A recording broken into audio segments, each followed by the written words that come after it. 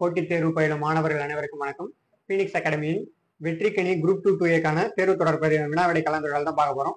தேர்வு எண் 3க்கான வினாவிடை கலந்துரையாடல். இதற்கான பாடத்திட்டம் முதலாவதாக பார்த்துடலாம். 8ஆம் வகுப்பு புதிய மற்றும் பழைய பாடப்புத்தகத்திலிருந்து வினாக்கள் இடம்பெற்றிருக்கும். தமிழ்ல பொது தமிழ். அடுத்து பொது ஆங்கிலத்தில் பார்த்தோம்னா 9ஆம் வகுப்பு ஆங்கிலத்திலிருந்து வினாக்கள் இடம்பெற்றிருக்கும் 100 வினாக்கள்.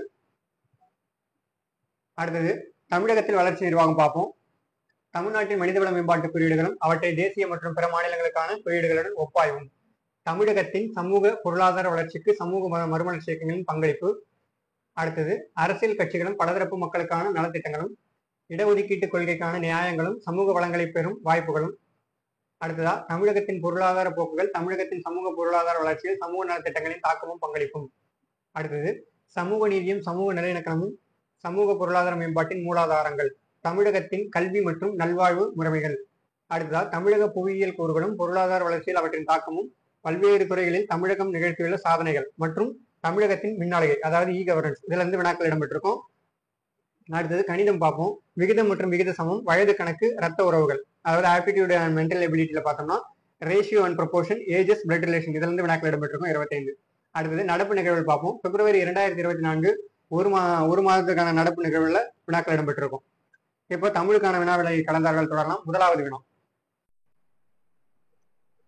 இசைக்கருவிகளின் பெயர்களை அகர வரிசைப்படுத்துகன்னு சொல்லியிருக்காங்க. இசைக்கருவிகள் கொடுத்துருக்காங்க, மாத்தி மாத்தி இருக்கும். இதுல அகர வரிசைப்படுத்தி எழுதும் போது நமக்கு சரியான விடை என்ன வரும்னு பார்த்தோம்னா ஆப்ஷன் டில இருக்கிறது தான் சரியான விடை. உடுக்கை, உருமி, தவில், பகுடி. ஆப்ஷன் டி தான் நமக்கு சரியான விடை அகர வரிசைப்படி பார்த்தோம்னா. வினாயன் 1க்கு ஆப்ஷன் டி. அடுத்தது வினாயன் 2. பொறுத்துக்க கொடுத்துருக்காங்க. அதாவது இசைக்கருவியும் அதனுடைய நரம்புகளின் எண்ணிக்கையும் பொருத்தணும். வீணை இதை பொறுத்தணும்னா 7 நரம்புகளை கொண்டதான் வீணைன்னு சொல்றோம். அடுத்தது பேரியாழ். பேரியாழ்ங்கிறது 21 நரம்புகளை கொண்டது. மகர யாழ் 19 நரம்புகளை கொண்டதான் மகர யாழ். சகோட யாழ்ங்கிறது 14 நரம்புகளை கொண்டது. இது நாளைக்கு நம்ம பொருத்தணும்னா ஆப்ஷன் பில இருக்கக்கூடிய 3, 1, 4, 2 தான் நமக்கு சரியான விடை வினாயன் 2க்கு. அடுத்தது வினாயன் 3 பார்க்கலாம். 3வது வினால எவ்வகை வாக்கியம் என கண்டுபிடின்னு கொடுத்துருக்காங்க. எவ்வகை வாக்கியம் முதலாவது பார்ப்போம். சமைப்பது தாழ்வான்னு கேட்டிருக்காங்க. அடுத்தது 2வது உறுப்பு பார்ப்போம். சமைப்பது தாழ்வில்லை. அதாவது சமைப்பது தாழ்வானுங்கிறதுனா கொஸ்டின் மார்க் வந்திருக்கிறதால இது வினா வாக்கியம் தான். முதலாவது வினா வாக்கியம். 2வது சமைப்பது தாழ்வில்லைன்றாங்க, செய்தியை சொல்றாங்க. அதாவது இது செய்தி வாக்கியம். 2வது செய்தி வாக்கியம் தான். அடுத்தது நம்ம சரியான விடை என்னன்னா ஆப்ஷன் பில இருக்கிறது தான் வினா வாக்கியம் மற்றும் செய்தி வாக்கியம். 2வது இது செய்தி வாக்கியம், சமைப்பது தாழ்வாங்கிறது வினா வாக்கியம். ஆப்ஷன் பி தான் நமக்கு சரியான விடை வினாயன் 3க்கு. அடுத்தது 4வது வினா பார்க்கலாம். தொன்னூல் விளக்கம் என்னும் இலக்கண விளக்க நூலை இயற்றியவர் யாருன்னு கேட்கறாங்க. தொன்னூல் விளக்கங்கிறது ஒரு இலக்கண நூல் தான். இதை எழுதினவர் யாருன்னு பார்த்தோம்னா வீரமாமுனிவரால் இயற்றப்பட்டதான் இந்த தொன்னூல் விளக்கங்கிறது இலக்கண நூல். இவருடைய இயற்பெயர் என்ன? கான்ஸ்டான்டின் ஜோசப் பெஸ்கி தான் வீரமாமுனிவருடைய இயற்பெயர். Constantine Joseph Beschi.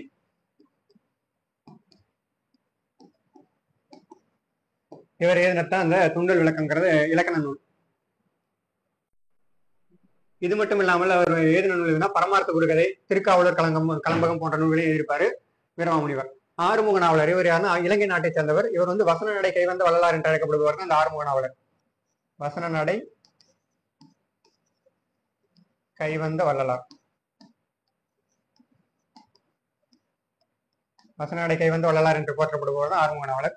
Gunangudi Mastan Sahib இவருடைய இயற்பெயர் என்னன்னு பார்த்தோம்னா சுல்தான் அப்துல் காதிர்னு சொல்றோம். சுல்தான் அப்துல் காதிர் இவருடைய இயற்பெயர்.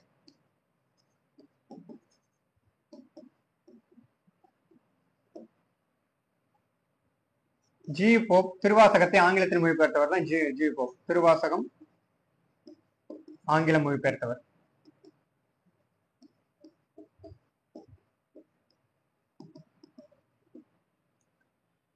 அடுத்தது வினாயன் 5. அஸ்லாம்பிகை அம்மையாரை இக்கால அம்மையார் என அழைத்தவர் யாருன்னு கேட்கறாங்க. பண்டிகை அஸ்லாம்பிகை அம்மையார் இருக்காங்க. அவங்க இக்கால அவ்வையார் யார் அழைத்ததுன்னு பார்த்தோம்னா திருவி கல்யாண சுந்தரனார் தான் அழைத்திருப்பார் இக்கால அவ்வையார் என்று. ஆப்ஷன் பில இருக்கக்கூடிய நமக்கு சரியான விடை அஸ்லாம்பிகை அம்மையாரை இக்கால அவ்வையார் என அழைத்தவர் திருவி கல்யாண சுந்தரனார்.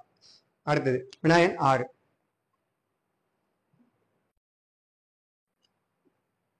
ஆறாவது வினால மரபு பிழையை நீக்கி எழுதுன்னு கொடுத்திருக்காங்க. அதாவது சிங்க குட்டியையும் யானை குட்டியையும் பார்த்தேன் அப்படிங்கிறது. இதை மரபு பிழையை நீக்கி எழுதுனா என்ன விடை வரும்னு பார்த்தோம்னா சிங்க குருளைன்னு வரணும். சிங்கத்தினுடைய இளமை பெயர் என்ன வரும்னா குருளைன்னு வரணும். சிங்க குருளை.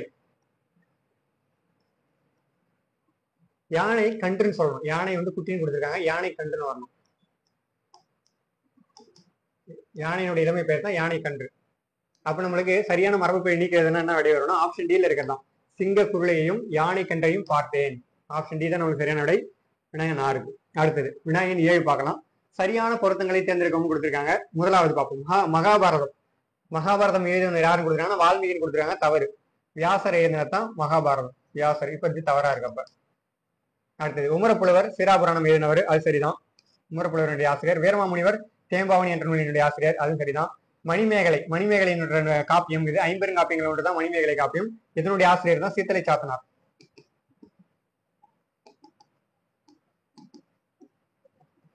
நமக்கு என்ன கேட்டிருக்காங்கன்னா சரியான பொருத்தங்கள் தான் கேட்டிருக்காங்க. 2 மற்றும் 3 மட்டும் தான் சரியா பொருந்திருக்கு. நமக்கு சரியான ஆப்ஷன் 7 தான் இருக்கு. 2 மற்றும் 3 தான் சரியானது. 1வது 4வது தவறா இருக்கு. அடுத்தது வினாயன் 8. சொற்களை ஒழுங்குபடுத்துன்னு கொடுத்திருக்காங்க. மாத்தி கொடுத்திருப்பாங்க. சரியான சொற்கள் என்னன்னு பார்த்தோம்னா பகைவரை வென்றதை பாடும் இலக்கியம் பரணி ஆகும். ஆப்ஷன் சில இருக்கிறதா சரியான விடை. பகைவரை வென்றதை பாடும் இலக்கியம் பரணி ஆகும். சரியான சொற்றொடர் ஆப்ஷன் சில தான் இருக்கு வினாயன் 8க்கு. அடுத்தது வினாயன் 9 பார்க்கலாம். 9வது வினால தாயுமானவர் நினைவில்லம் டேஷ் மாவட்டத்தில் உள்ளதுன்னு கேட்கறாங்க. தாயுமானவருடைய நினைவில்லம் எங்கன்னா ராமநாதபுரம் மாவட்டத்தில் இருக்கக்கூடிய லட்சுமிபுரத்தில் தான் உள்ளது. லட்சுமிபுரம். தாயுமானவர் பிறந்த ஊர் எங்கன்னு பார்த்தோம்னா வேதாரண்யத்தில் தான் பிறந்திருப்பாரு.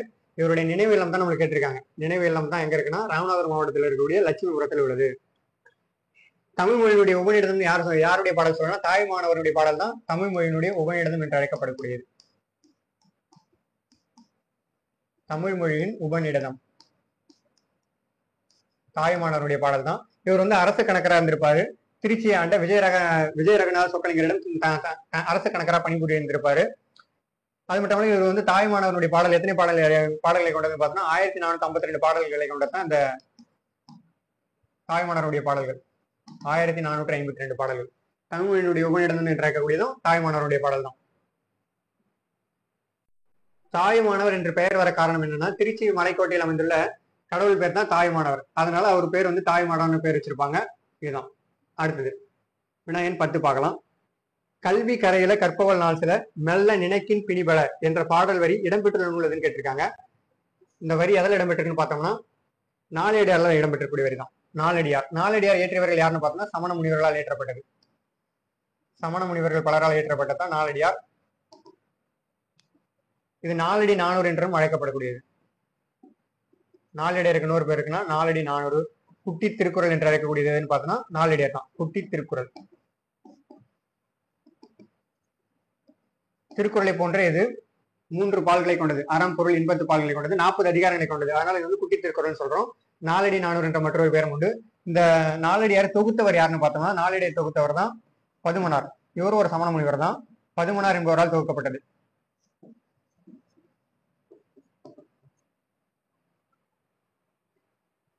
ஆப்ஷன் சி தான் சரியான விடை. அடுத்தது ஆப்ஷன் 7 என்ன கொடுத்துருக்காங்க? நீதிநெறி விளக்கம். இதனுடைய ஆசிரியர் யாருன்னு பார்த்தோம்னா குமரகுருபரரால் எழுதப்பட்டதான் நீதிநெறி விளக்கம். 102 பாடல்களை கொண்டது. குமரகுருபரர்.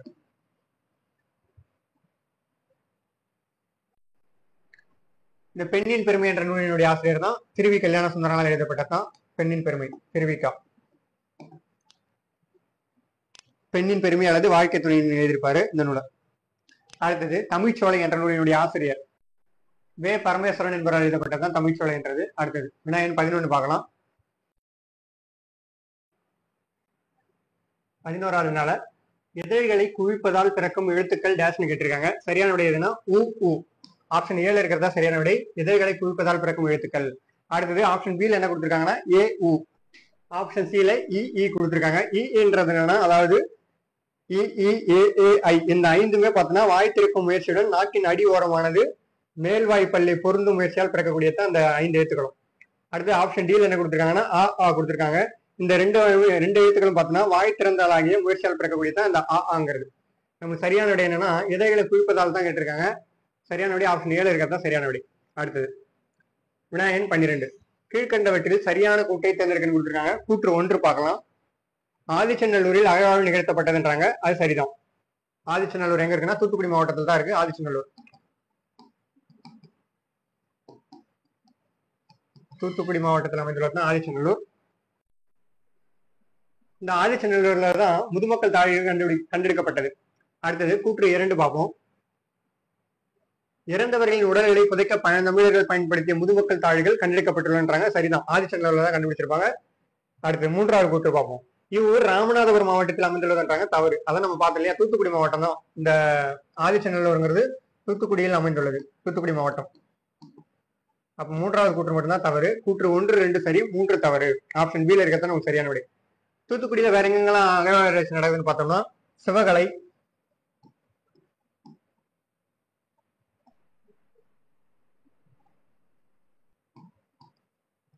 சிவகலை போன்ற இடங்களில் அகழ்வாராய்ச்சி நடைபெறுகிறது. அடுத்தது விநாயகன் 13 பார்க்கலாம். கத்தியை தீட்டாதே உந்தன் புத்தியை தீட்டு, கண்ணியம் தவறாதே அதிலே திறமையை காட்டி. பாடலை பாடியவர் யாருன்னு கேட்டிருக்காங்க. சரியான விடை யாருன்னா ஆலங்குடி சோமு. இவர் பாடினத்தான். ஆப்ஷன் டி ல இருக்கக்கூடியது. கத்தியை தீட்டாதே உந்தன் புத்தியை தீட்டு, கண்ணியம் தவறாதே அதிலே திறமையை காட்டு அப்படின்னு பாடியிருப்பாரு ஆலங்குடி சோமு. இந்த ஆலங்குடி எங்க இருக்குன்னா சிவகங்கை மாவட்டத்தில் அமைந்துள்ளதான், காரைக்குடி அருகே இருக்கக்கூடிய தான் இந்த ஆலங்குடி. அங்கதான் அவர் பிறந்திருப்பாரு. ஆப்ஷன் டி தான் நமக்கு சரியான விடை. அடுத்தது வாணிதாசன் கொடுத்திருக்காங்க. ஆப்ஷன் ஏல வாணிதாசன் என்ன நூல் எழுதியிருக்காருன்னு பார்ப்போம். வாணிதாசன் இயற்றிய நூல்கள் தான் எழிலோவியம், குழந்தை இலக்கியம், கொடிமுல்லை, தமிழச்சி, தொடுவானம் போன்ற நூல்களை எழுதினது வந்து வாணிதாசன் தான். பாரதியார் என்னென்ன நூல் எழுதியிருப்பாருன்னு பார்த்தோம்னா புதிய ஆத்திச்சுடி, பாஞ்சாலி சபதம், கண்ணன் பாட்டு, இதெல்லாம் வந்து பாரதியார் எழுதினது.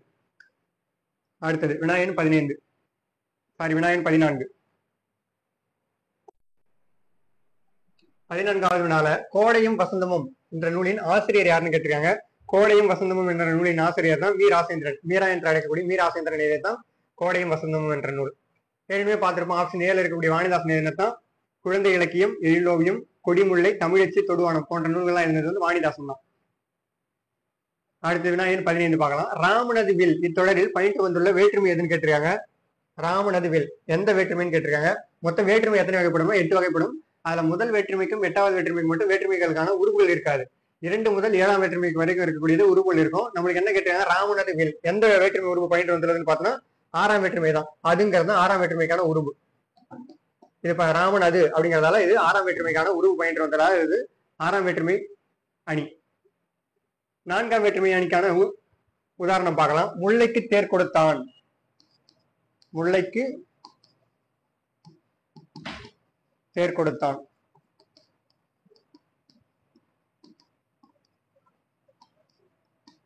இந்த கூங்கிறது 4ஆம் வேற்றுமைக்கான உருவு. இது பயின்று வந்தில்லாத பயின்று வந்திருப்பதனால் இது 4ஆம் வேற்றுமை அணின்னு சொல்றோம். அடுத்து 2ஆம் வேற்றுமைக்கான உருவு என்னன்னு தெரியும் நம்மளுக்கு, ஐ. 2ஆம் வேற்றுமைக்கான ஐ வந்து பயின்று வந்துள்ளதான்னு பார்ப்போம். கபிலர் பரணரை புகழ்ந்தார்.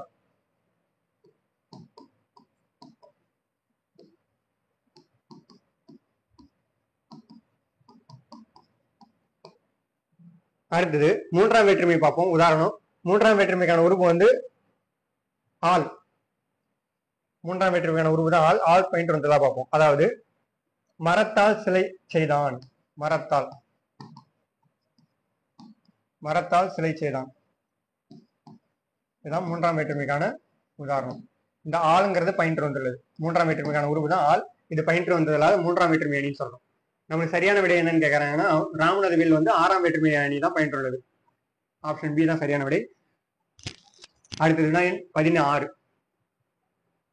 தமிழ் நாடக தந்தை என போற்றப்படுபவர் யாருன்னு கேட்கறாங்க. தமிழ் நாடக தந்தைன்னு யார சொல்றோம்னா பம்மல் சம்பந்தனார் தான் தமிழ் நாடக தந்தை என்று அழைக்கப்படுபவர். ஆப்ஷன் ஏல இருக்கத்தான் சரியான விடை. சங்கரதாஸ் சுவாமிகள் என்ன சொல்றேன்னு பார்த்தோம்னா தமிழ் நாடக தலைமை ஆசிரியர். இவர் தமிழ் நாடக தலைமை ஆசிரியர் யாருன்னா சங்கரதாஸ் சுவாமிகள்.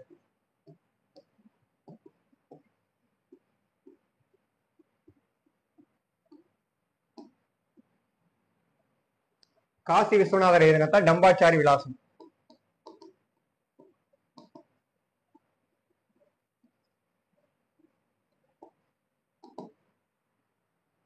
அவ்வை சண்முகனார் ஔவையார் வேடமணிந்து புகழ்பெற்றதால இவர் வந்து அவ்வை வேடமணிந்து புகழ்பெற்றதால இவர் வந்து அவ்வை சண்முகனார் சொல்றோம். அவ்வை வேடமணிந்தவர். ஔவையாருடைய நாடகம்.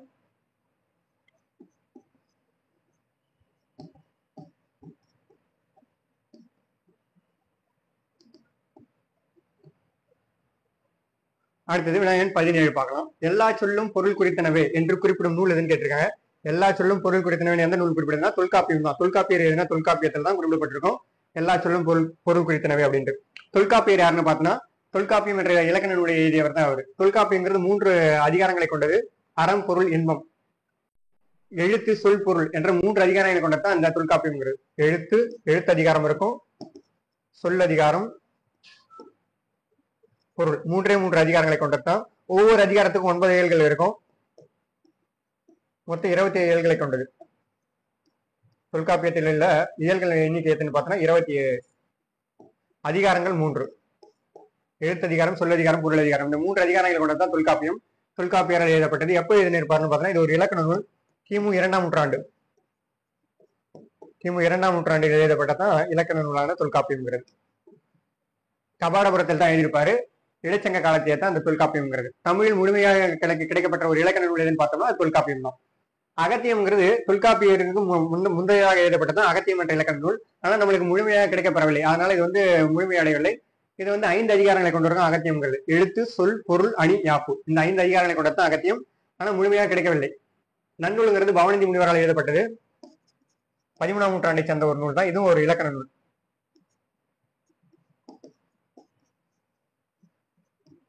புறப்பொருள் வெண்பாமாலை ஐயன் ஆரிதன் என்பவரால் எழுதப்பட்டதுதான். இது ஒரு இலக்கண நூல் தான். 9ஆம் நூற்றாண்டை சேர்ந்த நூல். ஐயன் ஆரிதன்.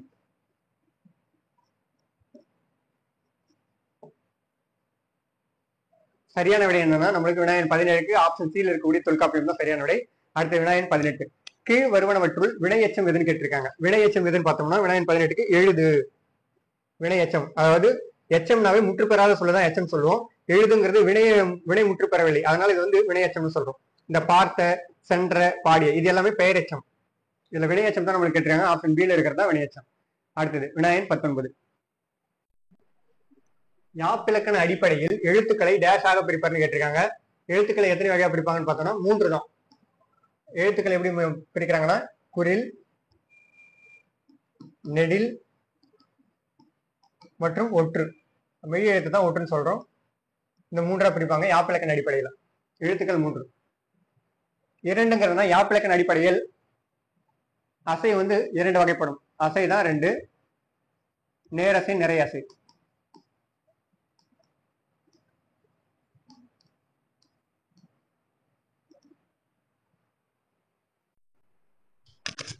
அடுத்ததான் யாப்பிலக்கண அடிப்படையில் பா 4 வகைப்படும். என்னென்ன பாவன் பார்க்கணும்? வெண்பா, ஆசிரியப்பா, கலிப்பா, வஞ்சிப்பா. இந்த 4 தான் யாப்பிலக்கண அடிப்படையில் 4 வகையாக பிரிக்கக்கூடியது பா வகை. அடுத்தது வினாயன் 20. கீழ்கண்டவற்றில் தேவாரம் பாடிய மூவர்கள் பொருந்தாதவர் யாருன்னு கேட்டிருக்காங்க. தேவாரம் பாடிய மூவர்கள் பொருந்தாதவர் யாருன்னு பார்த்தோம்னா மாணிக்க வாசகர் தான் பொருந்திருக்க மாட்டாரு. திருநாவுக்கரசர், திருஞான சம்பந்தர், சுந்தரர் இவங்க 3 பேர் எழுதிய நூல்களினுடைய தொகுப்பு தான் தேவாரம் சொல்றோம். இதை தொகுத்தவர் யாருன்னு பார்த்தோம்னா நம்பியாண்டார் நம்பி என்பவரால் தொகுக்கப்பட்டிருக்கும். நம்பியாண்டார் நம்பி. நம்பியாண்டார் நம்பியால் தான் 1 முதல் 7 திருமுறைகளை சேர்த்து தொகுத்திருப்பாரு தேவாரம் என்ற பெயர்ல. திருஞான சம்பந்தர் தான் 1, 2, 3 திருமுறைகளை எழுதியிருப்பாரு. திருநாவுக்கரசர் அப்பர் என்கிற திருநாவுக்கரசர் 4, 5, 6 திருமுறைகளை எழுதியிருப்பாரு. 7ஆம் திருமுறை எழுதியவர் தான் சுந்தரர். இந்த 7 திருமுறைகளையும் சேர்த்து தொகுத்திருப்பாரு நம்பியாண்டார் நம்பி தேவாரம் என்ற பெயர்ல. சரியான விடை என்னன்னா நம்மளுக்கு ஆப்ஷன் பி தான். வினாயன் 20க்கு தேவாரம் பாடிய மூவரில் பொருந்தாதவர் மாணிக்க வாசகர் தான். மாணிக்க வாசகர் தான் திருவாசகம், திருக்கோவையாரம். அடுத்தது வினாயன் 21. 21வது வினால வன்புகழ் மூவர் தன்பொழில் வரைப்பு என்று குறிப்பிடும் நூல் எதுன்னு கேட்டிருக்காங்க. இந்த மூவருங்கிற யார சொல்றாங்கன்னா சேர சோழ பாண்டியர்கள் தான் குறிப்பிடுறாரு. சேர சோழ பாண்டியர். வன்புகழ் மூவர் தன்பொழில் வரைப்புன்னு சேர சோழ பாண்டியர்கள் தான் குறிப்பிடுறாரு. தொல்காப்பியத்துல தொல்காப்பியர் குறிப்பிட்டதான் தொல்காப்பியம் என்ற நூல்ல. சரியான விடை ஆப்ஷன் சில இருக்கிறதா சரியான விடை. ஏற்கனவே பார்த்திருக்கோம். நன்னூலினுடைய ஆசிரியர் தான் பவனந்தி முனிவர். அகத்தியம் அகத்தியர் என்பவரால் எழுதப்பட்டது.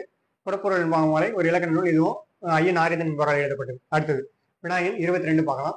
கடம்பர் எனும் கடற்கொள்ளையர்களை டேஷ் மன்னர்கள் அடக்கினார்னு கேட்கறாங்க. கடம்பர் என்பவர்கள் யாருன்னா கடற்கொள்ளையர்கள். இவர்களை அடக்கியவர்கள் யாருன்னு பார்த்தோம்னா சேர அரசர்கள் தான் இவங்களை அடக்கியிருப்பாங்க. ஆப்ஷன் டியில் இருக்கிறதா சரியான விடை. வினாயன் 22க்கு. அடுத்தது வினாயன் 23. கலந்தந்த பொற்பரிசம் கழித்தோணியால் கரை சேர்க்கந்து என்ற பாடலடி இடம்பெற்றுள்ள நூல் எதுன்னு கேட்டிருக்காங்க. சரியான விடை புறநானூர்ல தான் இடம்பெற்றிருக்கும். கலந்தந்த, களம்னா கப்பலை சொல்றாங்க. பொற்பரிசம் கழித்தோணினா சிறிய படகு மூலயமா கரைக்கு கொண்டு சேர்க்கறாங்க. கடல் மூலயமா பெரிய படகுல வரும். அதுல இருந்து சிறிய படகுகள் மூலயமாக கரைக்கு கொண்டு சேர்ப்பாங்க பொருள்களை.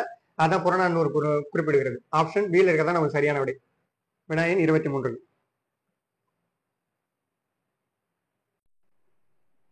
அடுத்தது வினாயன் 24 பார்க்கலாம்.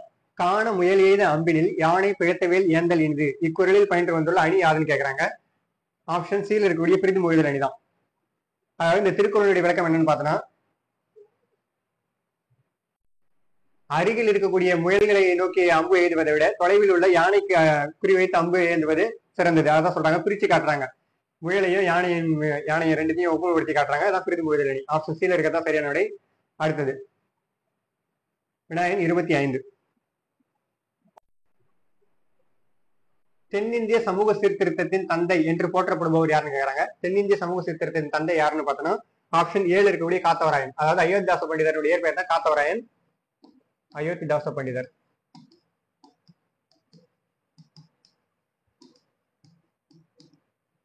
இவர் தான் தென்னிந்திய சமூக சீர்திருத்தத்தின் தந்தை என்று போற்றப்படுபவர். ஆப்ஷன் ஏ தான் நமக்கு சரியான விடை. அடுத்து தந்தை பெரியார் இவர் யாருன்னா தென்னிந்திய தெற்காசியாவின் சாக்ரட்டிஸ் என்று அழைக்கப்படுவார். தெற்காசியாவின் சாக்ரட்டிஸ்.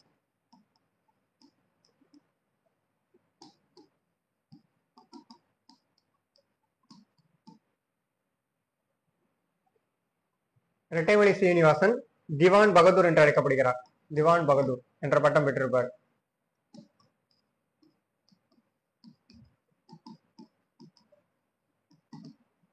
அறிஞர் அண்ணா தென்னாட்டின் பெர்னாட்ஷா என்று அழைக்கப்படுபவர். தென்னாட்டின் பெர்னாட்ஷா.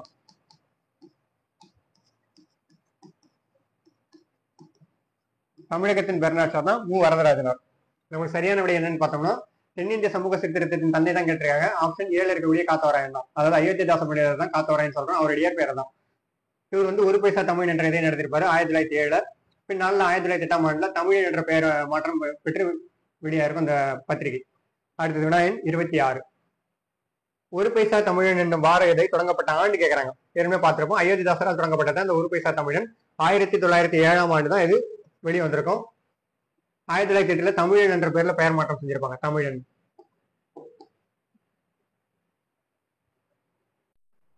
சரியான விடை என்னன்னு பார்த்தோம்னா ஒரு பைசா தமிழன் என்னும் வார இதழ் தொடங்கப்பட்டது 1907ஆம் ஆண்டு. ஆப்ஷன் சியில் இருக்கிறதா சரியான விடை. அடுத்தது வினாயன் 27. கீழ்கண்ட கூற்றுகளை கவனின்னு கொடுத்திருக்காங்க. அதாவது முதலாவது கூற்று பார்க்கலாம். கூற்று 1, நிலைமொழியும் வறுமொழியும் எவ்வித மாற்றமும் இன்றி இணைவது விகார புணர்ச்சி சொல்றாங்க. தவறு. நிலைமொழியும் வறுமொழியும் எவ்வித மாற்றமும் இன்றின்னு வரக்கூடாது. எவ்வித மாற்றமும் இன்றி இணைவது விகார புணர்ச்சி இல்ல. அது வந்து எவ்வித மாற்றமும் இன்றி வந்ததுன்னா பண்பு இயல்பு புணர்ச்சின்னு வரணும். எவ்வித மாற்றமும் இன்றின்னு வந்ததுன்னா இயல்பு புணர்ச்சி. ஆனா நம்மளுக்கு விகார புணர்ச்சின்னு கொடுத்திருக்காங்க. கூற்று 1 தவறு. இரண்டாவது கூற்று பார்க்கலாம். இரண்டு சொற்கள் இணையும் போது நிலைமொழிகளோ அல்லது இரண்டிலுமோ மாற்றங்கள் நிகழுமாயின் அது இயல்பு புணர்ச்சின்னு சொல்றாங்க. அதுதான் தவறு. அதுதான் விகார புணர்ச்சி. விகார புணர்ச்சின்னு வரணுங்கதான். அப்ப ரெண்டு கூற்றுமே தவறு தான். நமக்கு சரியான விடை என்னன்னு பார்த்தோம்னா கூற்று 1 மற்றும் கூற்று 2 தவறானது. ஆப்ஷன் டில இருக்கத்தான் சரியான விடை. வினாயன் 27. அடுத்தது வினாயன் 28 பார்க்கலாம். பொருத்தமற்ற இணை எதுன்னு கேட்டிருக்காங்க. கலைச்சொல்கள்ல பொருத்தமற்ற இணை எதுன்னு பார்த்தா கதாநாயகன் வந்து ஆக்டர்னு கொடுத்திருக்காங்க. கதாநாயகன் தான் வந்து ஹீரோ. பகுத்தறிவுனா ரேஷனல், அது சரியா இருக்கு. ஞானினா சயின்ட், நேர்மைனா இன்டெகிரிட்டி, இதெல்லாம் சரியா இருக்கு. கதாநாயகன் தான் தவறா இருக்கு. ஹீரோன்னு வரணும். கதாநாயகன் தான். ஆப்ஷன் டி தான் நமக்கு சரியான விடை. வினாயன் 28க்கு. அடுத்தது வினாயன் 29 பார்க்கலாம். தமிழகத்தில் மதிய உணவு திட்டம் டேஷ் ஆட்சி காலத்தில் தொடங்கப்பட்டதுன்னு கேட்கறாங்க. தமிழகத்தில் மதிய உணவு திட்டம் யாருடைய ஆட்சி காலத்தில் தொடங்கப்பட்டதுன்னா அப்போது முதல்வராக இருந்தவர் தான் கு காமராஜர். 1956ல எட்டயபுரம்ல ஆரம்பிச்சிருப்பாங்க மதிய உணவு திட்டத்தை.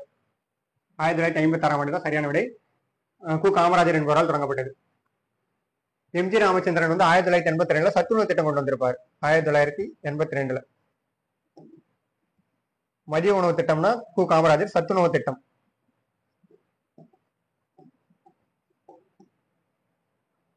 அறிஞர் அண்ணா வந்து படியரிசி ₹1 அறிமுகப்படுத்தியிருப்பாரு. படியரிசி திட்டம் அறிமுகப்படுத்தியவர் அறிஞர் அண்ணா தான் இவர் ஆட்சி காலத்துல.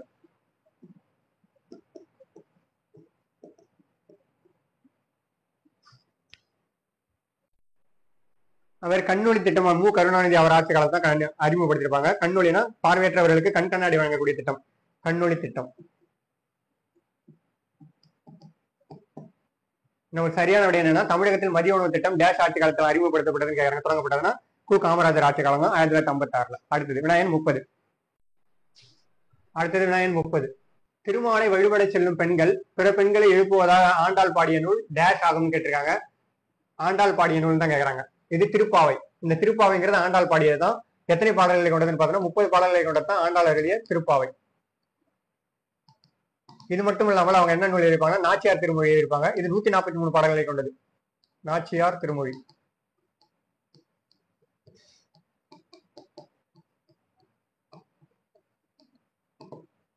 அடுத்தது திருவெம்பாவை. இது வந்து மாணிக்கவாசகர் அருளியது. இந்த திருவெம்பாவைங்கிறது 20 பாடல்களை கொண்டது.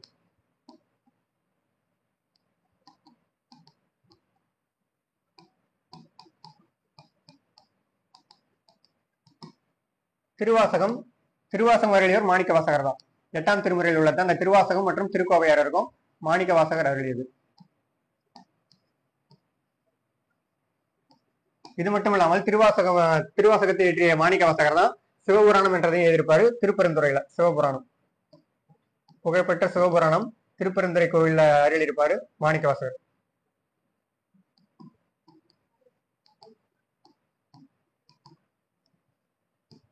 நம்மளுக்கு சரியான விடை என்னன்னு பார்த்தோம்னா ஆப்ஷன் சில இருக்கக்கூடிய திருப்பாவை தான் ஆண்டாள் அருளியது.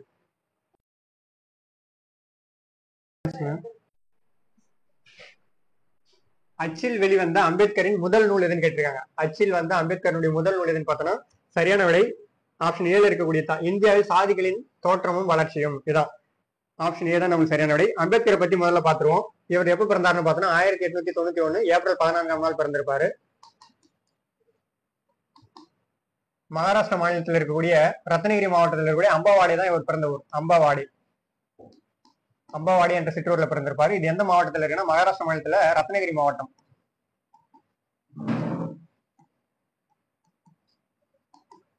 அம்பேத்கர் அவங்க பெற்றோருக்கு 14வது மகனாக பிறந்திருப்பாரு. இவருடைய பிறந்த தினமான ஏப்ரல் 14ஆம் நாள் தான் தமிழ்நாடு அரசு வந்து சமத்துவ நாளாக அனுசரிக்கிறோம். சமத்துவ தினம்ங்கிறது ஏப்ரல் 14 தமிழ்நாடு அரசால் பின்பற்றக்கூடியது.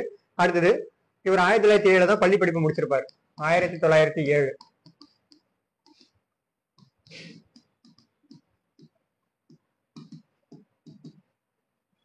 1912 பட்டப்படிப்பு முடிச்சிருப்பாரு. 1912ஆம் ஆண்டு இளங்கலை பட்டம்.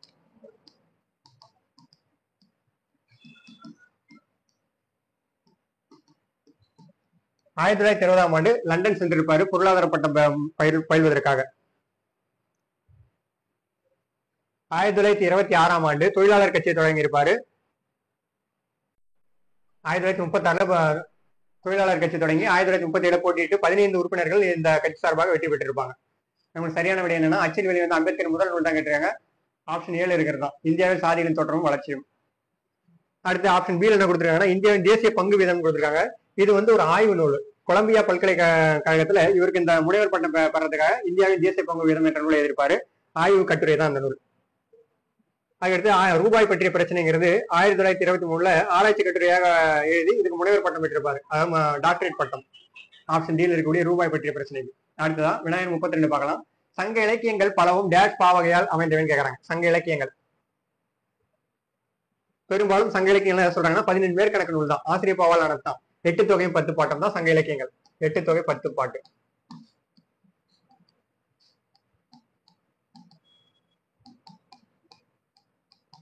இந்த 18 நூலுமே 17 மேற்கணக்கு நூல்கள் தான். பெரும்பாலும் வந்து ஆசிரியர் பாவால் பாடப்பட்டதுதான். கலித்தொகை வந்து கலிப்பாவால் பாடப்பட்டது. பரிபாடல் பரிபா. இதை தவிர மற்ற அனைத்து நூல்களுமே ஆசிரியர் பாவால் பாடப்பட்டதுதான். 15 கீழ்கணக்கு நூல்கள் தான் வெண்பாவால் பாடப்பட்டதா இருக்கும். அடுத்தது விநாயகர் 33. கொல்லிமலை டேஷ் மாவட்டத்தில் அமைந்துள்ளதுன்னு கேட்கறாங்க. கொல்லிமலை எந்த மாவட்டத்தில் இருக்குன்னா நாமக்கல் மாவட்டத்தில் அமைந்துள்ளதான் கொல்லிமலை. ஆப்ஷன் பி இருக்கக்கூடிய நாமக்கல் மாவட்டம். என் பகுத்தறிவு பிரச்சாரத்திற்கும் சீர்திருத்த கருத்துக்களுக்கும் முன்னோடிகளாக திகழ்ந்தவர்கள் பண்டிதமணி அயோத்திதாசரும் தங்கவயல் அப்பாதுரையாரும் ஆவார்கள் என்று கூறியவர் யாருன்னு கேட்டிருக்காங்க. சரியான விடை யாருன்னு பார்த்தோம்னா தந்தை பெரியார் தான். என் பகுத்தறிவு பிரச்சாரத்திற்கும் சீர்திருத்த கருத்துக்களுக்கும் முன்னோடிகளாக திகழ்ந்தவர்கள் பண்டிதமணி அயோத்திதாசரும் தங்கவயல் அப்பாதுரையாரும் சொல்லியிருப்பாரு. தந்தை பெரியார் தான் இந்த கூற்று சொல்லியிருப்பாரு. ஆப்ஷன் ஏழு இருக்கக்கூடியதான் சரியான விடை. அடுத்தது விநாயகன் 35. கோமகள் இயற்றிய நூல்களில் பொருந்தாதது எதுன்னு கேட்டிருக்காங்க. அவர் இயற்றிய நூல்களில் பொருந்தாதது எதுன்னு பார்த்தோம்னா தொடுவானம் என்ற நூல் தான். இந்த தொடுவானம் யார் எழுதினு பார்த்தோம்னா வாணிதாசன் எழுதின நூல் தான் தொடுவானம். தொடுவானம், கொடிமுல்லை, குழந்தை இலக்கியம், எழிலோவியம் இதெல்லாம் எழுதியிருப்பாரு வாணிதாசன். இந்த நிலாக்கால நட்சத்திரங்கள், அன்பின் சிதறல், உயிர் அமுதாய் இதெல்லாம் வந்து கோமகள் என்பவரால் எழுதப்பட்டதுதான். அவங்க கோமகளுடைய பேர் தான் லட்சுமி. அடுத்து வினாயன் 36. B.R. அம்பேத்கர் டேஷ் மன்னர் சாயாஜிராவ் உதவியுடன் உயர்கல்வி கற்க அமெரிக்கா சென்றார் அப்படின்னு கேட்டிருக்காங்க. சரியான விடை என்னன்னா பரோடாவுடைய மன்னர் தான். B.R. அம்பேத்கர் பரோடா மன்னர் சாயாஜிராவ் உதவியுடன் உயர்கல்வி கற்க அமெரிக்கா சென்றார். ஆப்ஷன் பி தான் நமக்கு சரியான விடை. அடுத்தது வினாயன் 37 பார்ப்போம். முழை என்பதன் பொருள் யாருன்னு கேட்டிருக்காங்க. முழைங்கிறது எதை குறிக்குன்னா மலைக்குகையை தான் முழைன்னு சொல்லுவோம். மலைக்குகை. ஆப்ஷன் பியில் இருக்கிறது தான் சரியான விடை. இந்த காலனுங்கிறது எதை குறிக்குன்னா யமனை குறிக்கும். நமன், யமன் இது எல்லாமே காலனை தான் குறிக்கும். அடுத்து வினாயன் 38. கீழ்கண்ட கூற்றுகளை கவனின்னு கொடுத்திருக்காங்க. கூற்று 1, உண்மை தொகையில் வல்லினம் மிகாதுன்னு சொல்லியிருக்காங்க. அது சரிதான். உண்மை தொகையில் வல்லினம் மிகாதுதான். உதாரணம் பார்த்தோன்னா அண்ணனும் தம்பியும். அண்ணன் தம்பி, அண்ணன் தம்பி,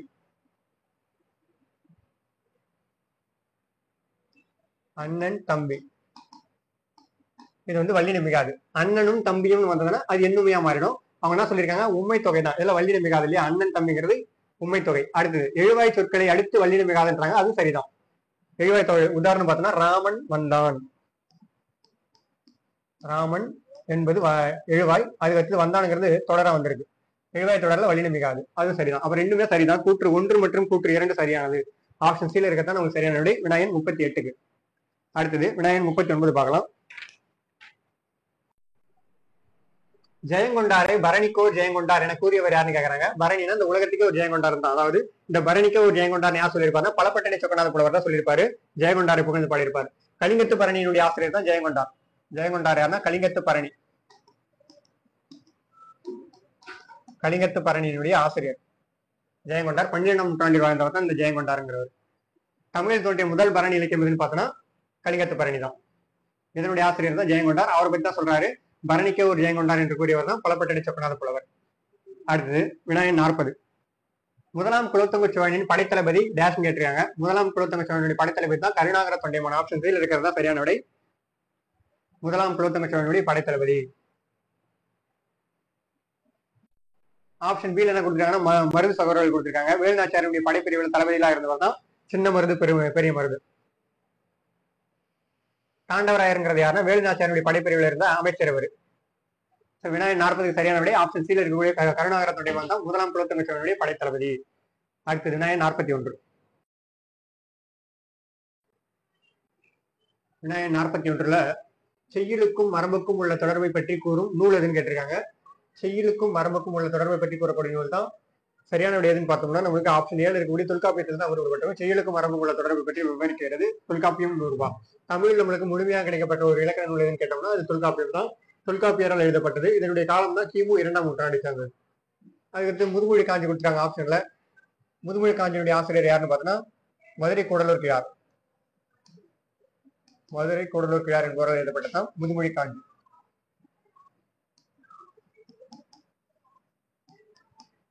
அடுத்து வினாயன் 42 பார்க்கலாம். தொல்காப்பியரின் கூற்றுகளை கவனி. அதாவது கூற்று 1 என்ன கொடுத்திருக்காங்கன்னா திணை பால் வேறுபாடு அறிந்து இவ்வுலக பொருள்களை நம் முன்னோர் கூறிய சொற்களால் கூறுதல் வேண்டும் அப்படின்றாரு. அது சரிதான். தொல்காப்பியர் சொன்னதான் திணை பால் வேறுபாடு அறிந்தா இந்த உலக பொருள்களை நம் முன்னோர் கூறிய சொற்களால் கூற வேண்டும் சொல்றாங்க. அடுத்து 2வது கூற்று பார்ப்போம். இம்மரபான சொற்களையே செய்யுளும் பயன்படுத்துதல் வேண்டும்ன்றாங்க. செய்யுளையும் எப்படிதான் பயன்படுத்த சொல்றாரு. அதுவும் சரிதான். கூற்று 1, 2 ரெண்டுமே சரிதான். நம்மளுக்கு ஆப்ஷன் டில இருக்கக்கூடியதான் சரியான விடை. வினாயன் 42க்கு ஆப்ஷன் டி தான் சரியான விடை. அடுத்தது வினாயன் 43 பார்க்கலாம். நேற்று நம் ஊரில் மழை பெய்தது வினா தொடராக மாற்றுன்னு கொடுக்குறாங்க. இதுக்கான விடை கொடுத்திருக்காங்க. அதாவது நேற்று நம் ஊரில் மழை பெய்ததுங்கிறது விடை.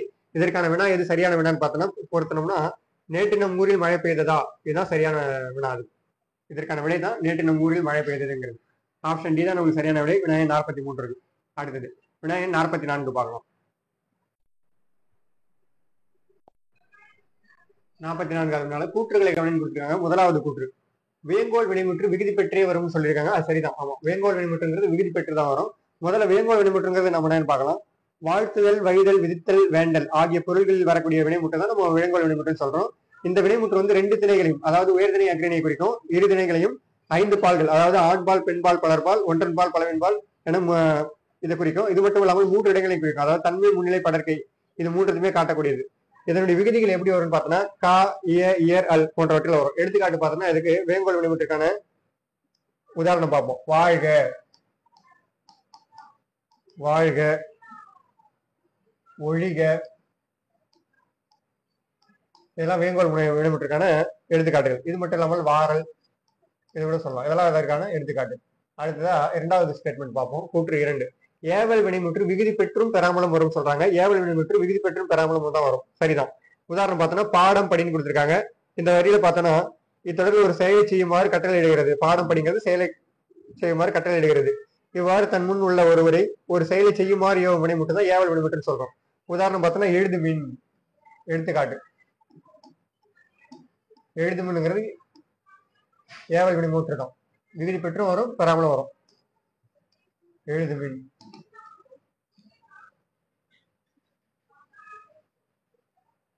இதை நம்ம பன்மை ஏவல் வினைமுற்றா சொல்லணும்னா எழுதுங்கள் என வருவதுதான் இந்த கால வழக்கு. நம்மளுக்கு அப்ப ரெண்டுமே சரிதான். கூற்று 1, 2 ரெண்டுமே சரிதான். இதற்கான விடை வந்து ஆப்ஷன் சியில் இருக்கக்கூடியதுதான். கூற்று 2ம் சரி. அடுத்தது 45.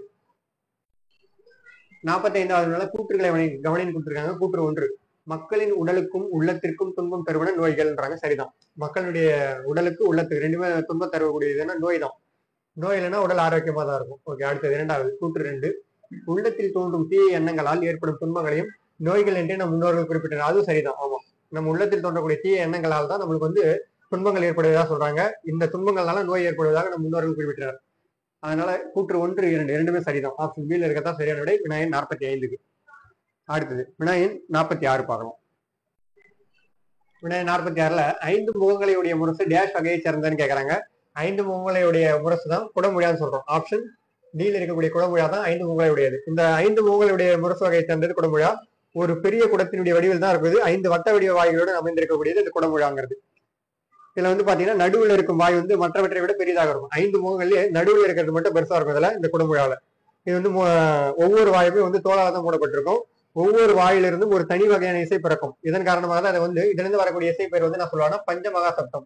5 முகங்கள்ல இருந்து 5 வகையான இசை வெளிப்படும். பஞ்சமகா சப்தம் என்பார்கள். இதுல இருந்து வரக்கூடிய ஒளிய. இது கோயில்களில் ஒலிக்கப்படும் இசைக்கருவி தான் இந்த குடமுழாங்கிறது. சென்னை அருங்காட்சியகத்தில் இவ்வகை முழவுங்கிறது ஒன்று காட்சிக்கு வைக்கப்பட்டிருக்காங்க. இதுதான் சரியான. இது வந்து ஒரு வகையான தோல் கருவி தான் குடமுழாங்கிறது. அடுத்தது ஆப்ஷன் 7 என்ன கொடுத்துருக்காங்க, சேகண்டி கொடுத்துருக்காங்க. அதை பார்ப்போம். இந்த சேகண்டிங்கிறது என்னன்னா வட்ட வடிவமான மணி வகையை சார்ந்தது. வட்ட வடிவத்தில் இருக்கும் இந்த சேகண்டிங்கிறது மணி வகையை சேர்ந்ததுதான் இந்த சேகண்டிங்கிறது.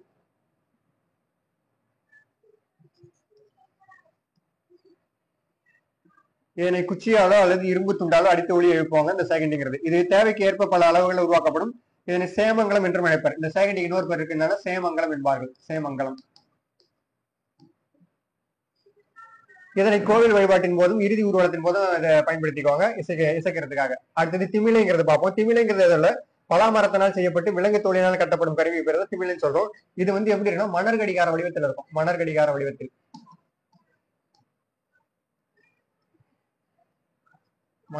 வடிவத்தில் இருக்கக்கூடியதான் அந்த திமிலைங்கிறது. இதனை பாணி என்னும் பெயரால் அழைப்பார். இதுக்கு இன்னொரு பேருன்னா அந்த திமிலைங்கிறது பாணி என்ற பெயரால் அழைப்பாங்க.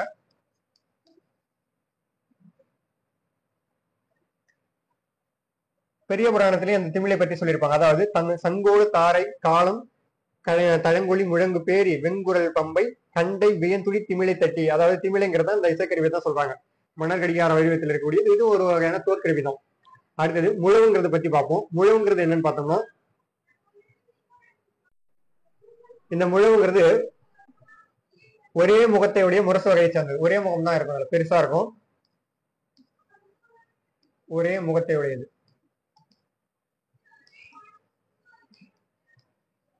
தோளால் கட்டப்பட்டிருக்கும். இதுக்கு பேர் வந்து மண்டமே முழவு என்று பொருளாதார படையில குறிப்பிட்டிருப்பாங்க இந்த முழவுங்கிற இசைக்கருவி பற்றி. இதுல பாத்தீங்கன்னா கலை உணை கிழிந்த முழவு பொருள் பெரும் பழம் என்று இந்த வரி வந்து புறநானூறு இடம்பெற்றிருக்கும். நம்மளுக்கு சரியான விடை வேணா 46 என்னன்னு பார்த்தோம்னா 5 முகங்களுடைய முரசு வகை தான் கேட்டிருக்காங்க. இது வந்து குடமுழா. ஆப்ஷன் டியில் இருக்கிறதா சரியான விடை. விநாயகன் 46. அடுத்தது விநாயகன் 47 பார்க்கலாம். தமிழ் மக்களிடம் எத்தனை வகையான முரசுகள் வழக்கத்தில் இருந்ததாக சிலப்பதிகாரம் குறிப்பிடுவதுன்னு கேட்கறாங்க. சரியான விடை என்னன்னு பார்த்தோம்னா 36 வகையான இசைக்கருவிகள். தமிழ் மக்களிடம் எத்தனை வகையான முரசுகள் வழக்கத்தில் இருந்துன்னு கேட்கறாங்கன்னா சிலப்பதிகாரத்தில் குறிப்பிட்டிருக்காங்க 36 அப்படின்ட்டு. ஆப்ஷன் டியில் இருக்கிறதா சரியான விடை 36. அடுத்தது விநாயகன் 48 பார்க்கலாம். கூற்றுகளை கவனின்னு கொடுத்திருக்காங்க. அதாவது கூற்று 1 உலகத்து பொருள்களை இருதிணைகளாக பாகுபடுத்தி கூறுதல் தமிழ் மொழியின் வரப்பட்டாங்க. சரிதான். ஆமா, உலகத்து பொருட்களை இரு வகையாக தான் பாகுபடுத்துகிறாங்க தமிழர்கள். என்னன்னா உயர்திணை அக்ரிணைன்ட்டு, 2 திணை தான், உயர்திணை, 2வது அக்ரிணை. மனிதன் மட்டும்தான் உயர்திணை, மனிதனை தவிர அனைத்துமே அக்ரிணை தான் குறிக்கும். அடுத்தது பார்ப்போம். 2வது, உலகத்து பொருள்களை 5 பால்களாக பாகுபடுத்தி கூறுதல் தமிழ் மொழியினுடைய மரபுறாங்க. அது சரிதான். 5 பால்கள் என்ன, ஆண்பால், பெண்பால், பலர்பால், ஒன்றன் பால், பலவின்பால், இதெல்லாம். அப்ப 2மே சரிதான். கூற்று 1, 2 இரண்டும் சரியானது. ஆப்ஷன் சி இருக்கிறதா சரியான விடை. வினாயன் 48க்கு. அடுத்தது வினாயன் 49 பார்க்கலாம். பின்வருவனவற்றுள் தவறான கூற்று எதுன்னு கேட்டிருக்காங்க. தவறான கூற்று எதுன்னு பார்த்தோம்னா அதுல ஆப்ஷன் பில இருக்கிறது மட்டும் தான் தவறா இருக்கு. இடையின மெய் எழுத்துக்கள் 6 மார்பை இடமாக கொண்டு பிறக்கின்றனாங்க, அது மட்டும் தான் தவறா இருக்கு. இடையின மெய் எழுத்துக்கள் 6 மார்பை இடமாக கொண்டு பிறக்கின்றன, அது மட்டும் தான் தவறு. மற்றதெல்லாம் சரியா தான் இருக்கு. உயிர் எழுத்துக்கள் 12 கழுத்து இடமாக கொண்டு பிறக்கின்றன, அது சரிதான். வல்லின மெய் எழுத்துக்கள் 6 மார்பை இடமாக கொண்டு பிறக்கின்றன, அதுவும் சரிதான். மெல்லிய மெய் எழுத்துக்கள் 6 மூக்கை இடமாக கொண்டு பிறக்கின்றன, அது சரிதான். அப்ப நம்ம தவறானதுன்னு கேட்டிருக்காங்க. ஆப்ஷன் பில இருக்கிறது தான் தவறா இருக்கு. இந்த இடையின மெய் எழுத்துக்கள் 6 எதுனா கழுத்தை இடமாக கொண்டுதான் பிறக்கும், அதனாலதான் தவறு. மார்புன்னு கொடுத்துருக்காங்க, கழுத்துன்னு வரணும். வினாயன் 49 நமக்கு சரியான விடை என்னன்னு பார்த்தோம்னா தவறான தான் கேட்டிருக்காங்க, ஆப்ஷன் பி தான். அடுத்து வினாயன் 50 பார்ப்போம். 50வது வினால குமரகுருபரர் எந்த நூற்றாண்டை சேர்ந்தவர்னு கேட்டிருக்காங்க. சரியான விடை என்னன்னு பார்த்தோம்னா 17ஆம் நூற்றாண்டை சேர்ந்தவர் தான் குமரகுருபரர். எங்க பிறந்திருப்பாருன்னு பார்த்தோம்னா ஸ்ரீவைகுண்டத்துல பிறந்திருப்பாரு. ஸ்ரீவைகுண்டத்துல பிறந்திருப்பாரு. காசியிலும் திருப்பானந்தாவிலும் மரம் நிறுவியவர் யாருன்னு பார்த்தா குமரகுருபரர் தான். இவர் இயற்றிய நூல்கள் தான் பார்த்தோம்னா கந்தர் கலிவெண்பா, மதுரை முத்துக்குமார சுவாமி பிள்ளை தமிழ், மதுரை மீனாட்சி அம்மன் பிள்ளை தமிழ் போன்ற நூல்லாம் அவர் எழுதியிருப்பாரு. மதுரை கலம்பகம் போன்ற நூலை இயற்றவர் அவர் தான். வினாயன் 50க்கு சரியான விடை ஆப்ஷன் ஏல இருக்கக்கூடிய 17ஆம் நூற்றாண்டை சேர்ந்தவர் தான் குமரகுருபரர்.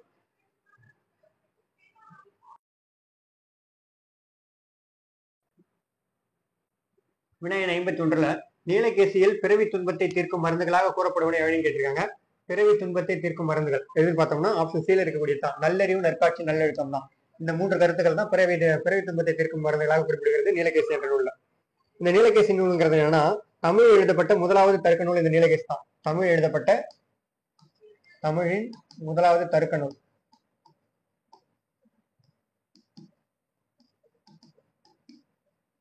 இதனுடைய ஆசிரியர் யாருன்னு பார்த்தோம்னா ஆசிரியர் பெயர் அறிய முடியவில்லை. ஆசிரியர் பெயர் தெரியவில்லை.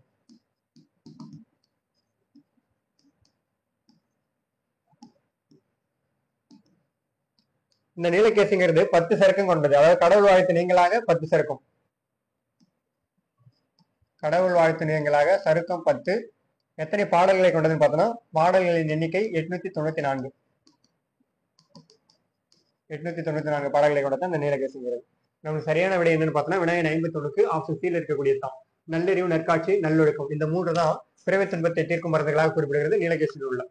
அடுத்தது வினாயன் 52 பார்க்கலாம். ஐஞ்சிறுங்காப்பியங்களில் தவறானது எதுன்னு கேட்டிருக்காங்க. ஐஞ்சிறுங்காப்பியங்களில் தவறானது எதுனா குண்டலகேசி தான். இது 50 காப்பியங்கள் ஒன்றுதான் குண்டலகேசி. 50 காப்பியம். இந்த நீலகேசி, நாககுமார காமியம், சூளாமணி இது எல்லாமே 5 காப்பியங்கள் தான். அடுத்தது வினாயன் 53 பார்க்கலாம். தேவாரம் பாடிய மூவர் யாருன்னு கேட்டிருக்காங்க. தேவாரம் பாடிய மூவர் யாருன்னா திருஞான சம்பந்தர், திருநாவுக்கரசர், சுந்தரர். திருஞான சம்பந்தர், திருநாவுக்கரசர், சுந்தரர். இந்த தேவாரங்கிறது என்ன 1 முதல் 7 திருமுறைகளை தொகுத்து நம்பியாண்டார் நம்பியால் தொகுக்கப்பட்டிருக்கும். இதுதான் தேவாரம் என்று பெயரிட்டிருப்பாங்க.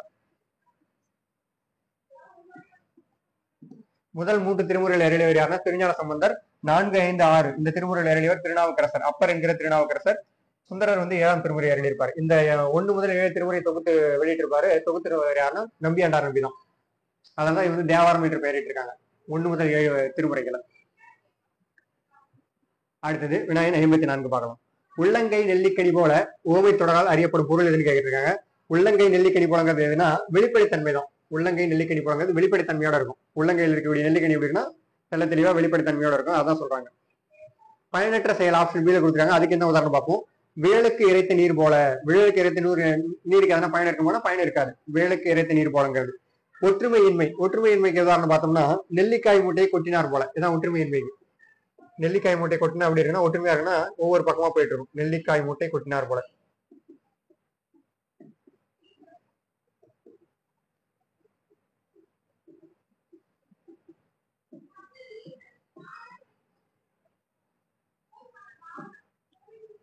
பயனற்ற செயலுங்கிறது வேலுக்கு இறைத்த நீர்.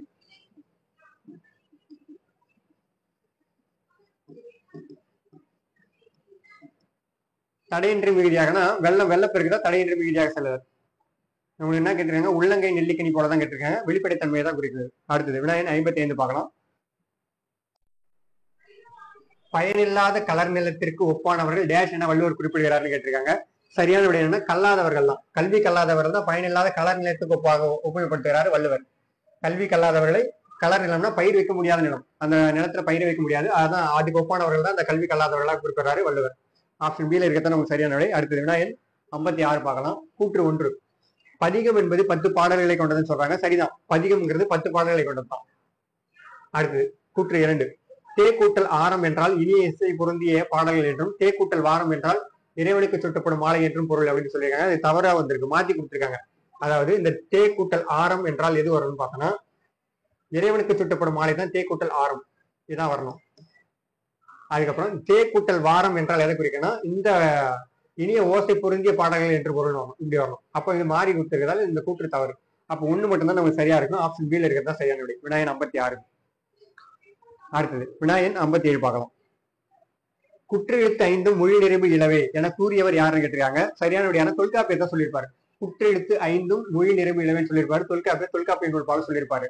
அதே மாதிரி நெட்டு எழுத்து 7 ஓர் எழுத்து ஒருமைன்னு சொன்னவரும் தொல்காப்பியர் தான். குற்றெழுத்து 5 மொழி நிறைவு இளவேனும், நெட்டு எழுத்து 7 ஓர் எழுத்து ஒருமைன்னு சொல்லியிருப்பாரு தொல்காப்பியர். ஓர் எழுத்து ஒருமை 42 சொன்னவர் யாருன்னு பார்த்தோன்னா நன்னூலை இயற்றிய பவனி முனிவர் தான் சொல்லியிருப்பாரு 42. அடுத்தது வினாயன் 58. தண்டுடுக்கை தாளந்தக்கை சாரணம் பயில்வார் என்று பாடியவர் யாருன்னு கேட்கிறாங்க. சரியான வழியில சம்பந்தர், திருஞான சம்பந்தரால் பாடப்பட்டதான் இந்த தண்டுடுக்கை தாளந்தக்கை சாரணம் பயில்வார்னு பாடியிருப்பார். அதாவது தண்டுடுக்கைங்கிறது உடுக்கை என்ற இசைக்கருவி பத்தி பாடியிருப்பாரு சம்பந்தர், திருஞான சம்பந்தர். ஆப்ஷன் டில இருக்கிறதா சரியான விடை. அடுத்த வினாயன் 59 பார்ப்போம். மத்து என்பது ஓசையினுடைய பெயர், இசைக்கருவிகளுக்கு எல்லாம் தளம் அடிப்படை ஆகும். மத்து கூட்டல் தளம் மத்தளம் என்று ஆகியது என கூறியவர் யாருன்னு கேட்டிருக்காங்க. அடியாருக்கு நல்லா தான் இந்த கூற்றை சொல்லியிருப்பார். மத்து கூட்டல் தளம் தான் மத்தளம் அப்படி சொல்லியிருப்பாரு அடியாருக்கு நல்லா. ஆப்ஷன் டில இருக்கிறதா சரியான விடை. வினாயன் 59. அடுத்தது வினாயன் 60 பார்க்கலாம்.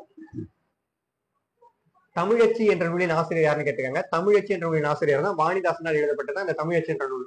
ஆப்ஷன் ஏழு இருக்கிறதா சரியான விடை. வைரமுத்து நூல் என்ன நூல் எழுதியிருப்பாருன்னா கள்ளிக்காட்டு இதிகாசம் என்ற நூல் எழுதியிருப்பாரு. கள்ளிக்காட்டு இதிகாசம்.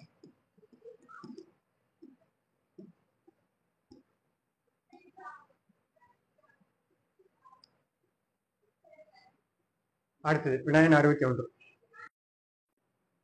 61வது வினால விடுதலை என்பது வெறும் ஆட்சி மாற்றம் மட்டுமன்று, அது மக்களின் வாழ்க்கையில் நல்ல மாற்றங்களை ஏற்படுத்துவதாக அமைய வேண்டும் என்று கூறியவர் யாருன்னு கேட்டிருக்காங்க. சரியான விடையான அயோத்திதாச பண்டிதர் தான் சொல்லியிருப்பார். விடுதலை என்பது வெறும் ஆட்சி மாற்றம் மட்டுமன்று, அது மக்களினுடைய வாழ்க்கையில நல்ல மாற்றங்களை ஏற்படுத்தணும்னு சொல்லியிருப்பார். ஏற்படுத்துவதாக அமைய வேண்டும் தான் வந்து ஆட்சி மாற்றத்துக்கு உதாரணம் சொல்றாரு அயோத்திதாச பண்டிதர். இவருடைய ஏற்பெயர் என்னன்னு பார்த்தோன்னா காத்தவராயன் தான் இவருடைய ஏற்பெயர். காத்தவராயன்.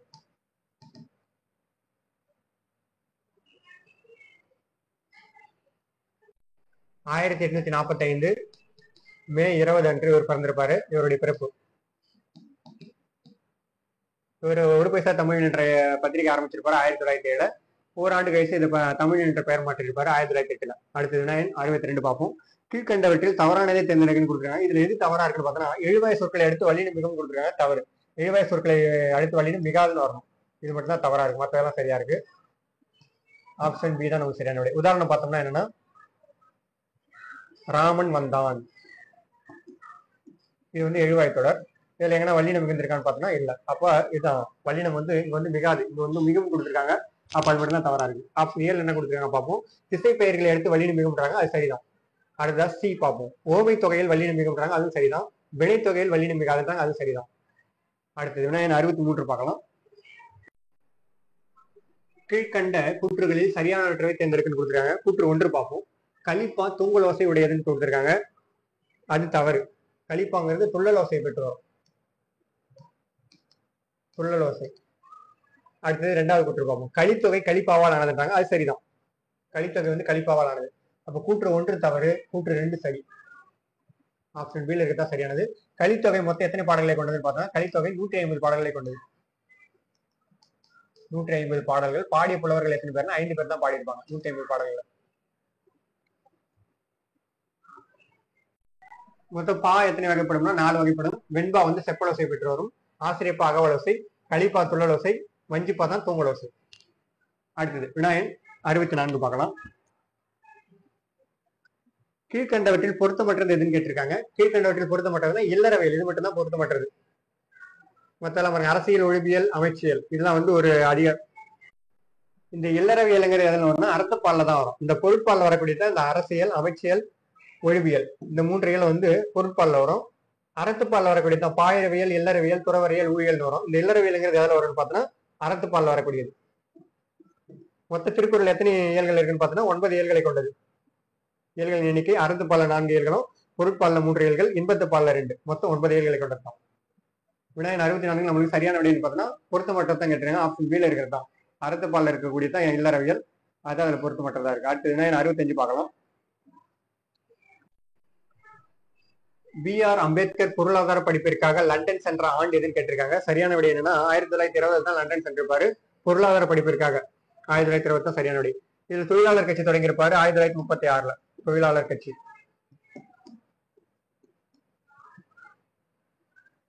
1927 மகாத்துக்குளம் பகுதியில தண்ணீர் எடுக்கும் போராட்டம் நடத்திருப்பாரு 1927ஆம் ஆண்டு. தந்தை பெரியார் 1924ல கோயில் நுழைவு போராட்டம் நடத்திருப்பாரு வைக்கம்ல. இவர் வந்து 1927 தான் மகாத்துக்குளம் என்ற இடத்துல நீர் எடுக்கும் போராட்டத்தில் ஈடுபட்டிருப்பாரு B.R. அம்பேத்கர். அடுத்தது பார்ப்போம். வினாயன் 66. பழந்தமிழ் இலக்கியங்களை பாதுகாத்து வைத்திருப்பதுன்னு கேட்டிருக்காங்க. பழந்தமிழ் இலக்கியங்களை பாதுகாத்து வைத்திருப்பதுன்னா பனை ஓலைகளை தான் பாதுகாத்து வச்சிருப்பாங்க எல்லாமே. ஆப்ஷன் பி தான் நமக்கு சரியான விடை.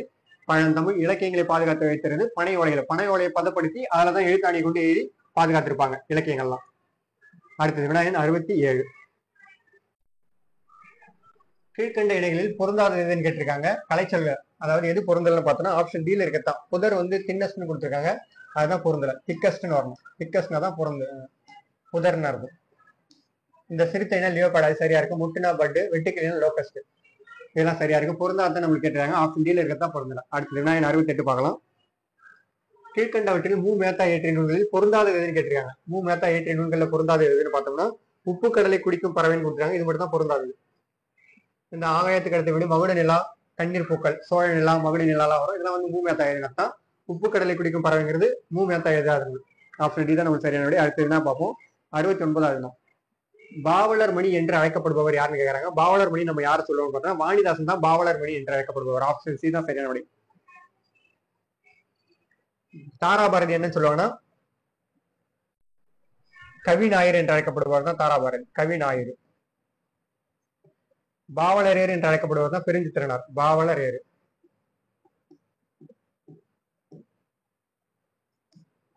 திராவிட நாட்டின் வானம்பாடி யாருன்னா முடியரசன் தான். திராவிட நாட்டின் வானம்பாடி.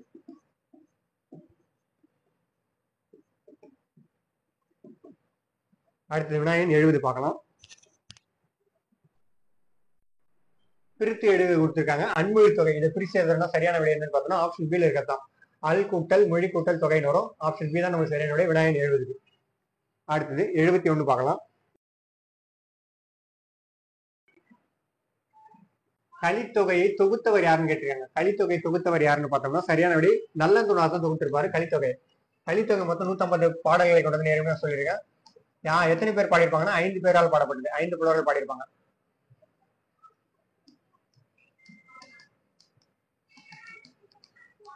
ஐந்து பேரால் பாடப்பட்டதான் இந்த கலித்தொகைங்கிறது. இதை தொகுத்தவர் தான் கேட்டிருக்காங்க. நல்லந்தோணரால் தொகுக்கப்பட்டதான் சரியான விடை. வினாயன் 71 ஆப்ஷன் டி. அடுத்தது கரூரை தமிழகத்தின் முதன்மையான உள்நாட்டு வணிக மையமாக குறிப்பிட்டவர் யாருன்னு கேட்கறாங்க. தாளமை தான்.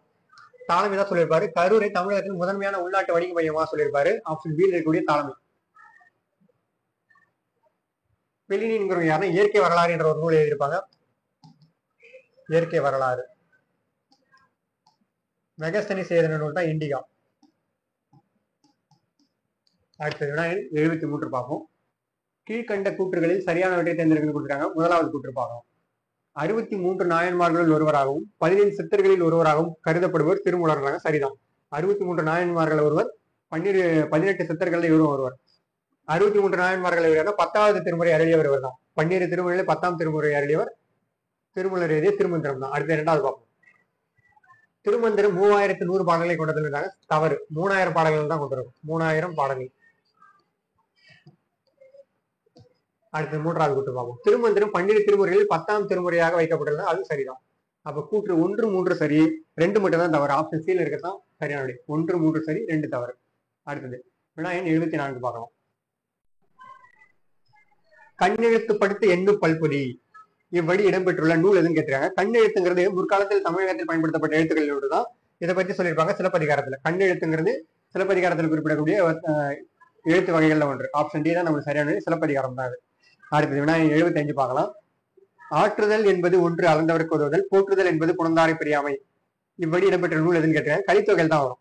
ஆற்றுதல் என்பது ஒன்று அளந்தவருக்கு உதவுதல், போற்றுதல் என்பது புணர்ந்தாரை பிரியாமை, பண்பெனப்படுவது பாடறிந்து விடுதல், அன்பெனப்படுவது தன்களை சிறமை அப்படின்னு வரும். அந்த வரி கலித்தொகையில் தான் அந்த வரி இடம்பெற்றிருக்கும். ஆப்ஷன் சி தான் நம்மளுக்கு சரியான விடை வினாயன் 75க்கு. அடுத்தது வினாயன் 76 பார்க்கலாம்.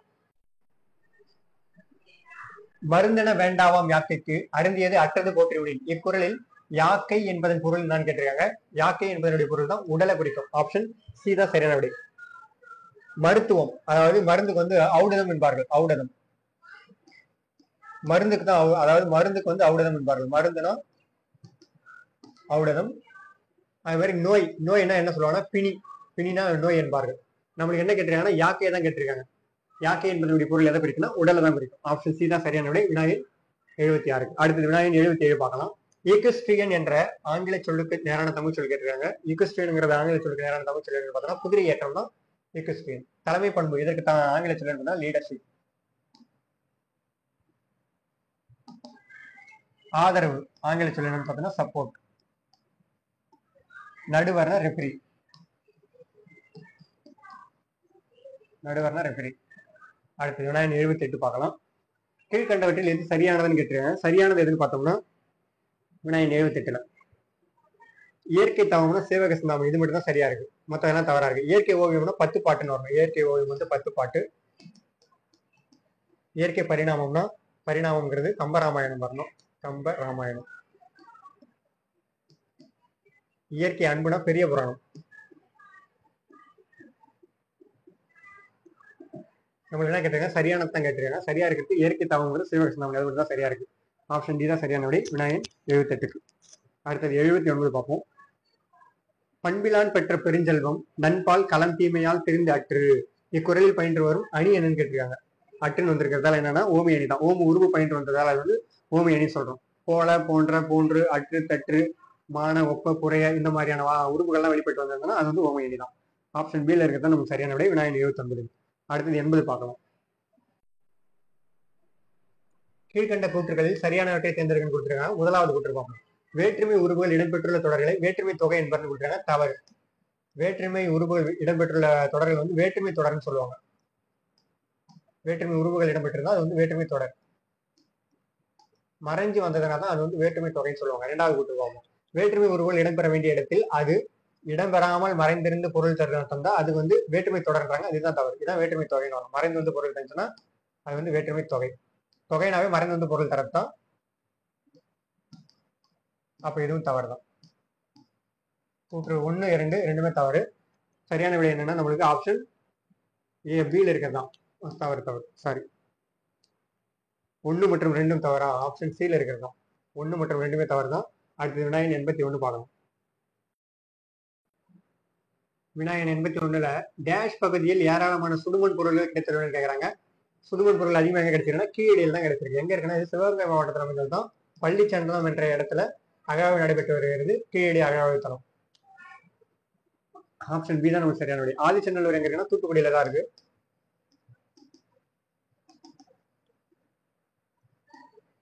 அரிக்கமேடு புதுச்சேரி அகழ்வு நடைபெற்ற அரிக்கமேடுங்கிறது எங்க அகழ்வு நடக்குதுன்னா புதுச்சேரியில இருக்கக்கூடியதான். கொர்க்கை ராமநாதபுரத்துல இருக்கு. அடுத்த வினாயன் 82 பார்க்கலாம். உடம்பை வளர்க்கும் உபாயம் அறிந்தே உடம்பை வளர்த்தேன் உயிர் வளர்த்தேனே என்று கூறியவர் யாருன்னு கேட்கறாங்க. திருமூலர் தான் சொல்லியிருப்பாரு திருமந்திரத்துல. உடம்பை வளர்க்கும் உபாயம் அறிந்தே உடம்பை வளர்த்தேன் உயிர் வளர்த்தேனே அப்படின்னு இருப்பாரு. 12 திருமுறையில 10ஆம் திருமுறையாக இருப்பது தான் திருமூலர் எழுதிய திருமந்திரம். இவருடைய இயற்பெயர் என்ன பார்த்தோம்னா மூலன் என்பது தான் அவருடைய இயற்பெயர். திரு என்பது அடைமொழியாக வந்தது. மூலன் என்பது தான் அவருடைய இயற்பெயர். அடுத்து வினாயன் 83 பார்க்கலாம். கீழ்கண்டவற்றில் உணர்ச்சி தொடர் எதுவென கண்டுபிடின்னு கேட்டிருக்காங்க. உணர்ச்சி தொடர் எதுன்னு பார்த்தோம்னா ஆப்ஷன் பில இருக்கிறதும் உணர்ச்சி தொடர். எண்ணி அறிவினுடைய அழகு அப்படின்னு இருக்காங்க. இதுதான் உணர்ச்சி தொடர். ஆப்ஷன் பி தான். கண்ணன் பாடம் படித்தாங்கிறது வினிமுட்டு தொடரா வந்திருக்கு. முயற்சி திருவணியாக்கம் என்பது ஆன்றோர் மொழி. இது செய்தி தொடரா வந்திருக்கு. மாலை மல்லிகாவினால் தொடுக்கப்பட்டதுங்கிறது செயல்பாட்டு வினை தொடர். ஆப்ஷன் டியில் இருக்கிறது மாலை மல்லிகாவினால் தொடுக்கப்பட்டதுங்கிறது செயல்பாட்டு வினை. அடுத்தது வினாயன் 84. 84வது வினால பின்வரும் சொற்களை அகரவரிசைப்படுத்த சொல்லியிருக்காங்க. அகரவரிசைப்படுத்தினா தவில், நாகரம், நாகசுரம், கணப்பறை, மகுடி, படகம். இதெல்லாம் இசைக்கருவி. இதை அகரவரிசைப்படி எழுதணும்னா ஆப்ஷன் சில இருக்கத்தான் நமக்கு சரியான விடை. கணப்பறை, தவில், நாகசுரம், படகம், மகுடி. ஆப்ஷன் சி தான் சரியான விடை. வினாயன் 84. அடுத்ததா பார்க்கலாம். வினாயன் 85 பார்ப்போம். நெஞ்சை எல்லும் சிலப்பதிகாரம் என்றோர் மணியாரம் படைத்த தமிழ்நாடு என்று பாடியவர் யாருன்னு கேட்கறாங்க. பாரதியார் தான் சொல்லியிருப்பாரு. நெஞ்சை எல்லும் சிலப்பதிகாரம் என்றோர் மணியாரம் படைத்த தமிழ்நாடு. சிலப்பதிகாரத்தின் பெருமை பற்றி பாடியிருப்பாரு. ஆப்ஷன் பியில் இருக்கக்கூடிய பாரதியார் தான் இருக்கு சரியான விடை 85க்கு. அடுத்தது வினாயன் 86 பார்க்கலாம். சலவரை சாரம் எழுதல் இனிதே. இதில் அடிக்கோடிட்ட சொல்லின் பொருள் யாருன்னு கேட்டுறாங்க. சலவர் என்பது யாருன்னா வஞ்சகர். இது இந்த சொல்லினுடைய பொருள் தான் கேட்டுறாங்க இல்லையா, வஞ்சகர் தான் சரியான விடை. சலவர்னா வஞ்சகரை குறிக்கும். ஆப்ஷன் சி தான் சரியான விடை வினாயன் 86. அடுத்ததா 87 பார்க்கலாம். 87வது வினால தமிழை வடமொழி வல்லாண்மையின் என்றும் மீட்பதற்காகவே இறைவன் என்னை படைத்தான் என்று கூறியவர் யாருன்னு கேட்கறாங்க. தேவநேய பாவனை தான் இந்த கூட்டம் சொல்லியிருப்பாரு. தமிழை வடமொழி வல்லாண்மையின் என்றும் மீட்பதற்காக இறைவன் என்னை படைத்தான் சொல்லியிருப்பாரு. ஆப்ஷன் பியில் இருக்கக்கூடிய தேவநேய பாவனை. அடுத்தது வினாயன் 88 பார்க்கலாம். வீரமாமுனிவர் தமிழ் முனிவர்கள் ஒருவராக விளங்குகின்றார் என வீரமாமுனிவருக்கு புகழாரம் சூட்டியவர் யார் அப்படின்னு கேட்டிருக்காங்க. ராபி சேதுப்பிள்ளை தான் அந்த கூட்டம் சொல்லியிருப்பாரு.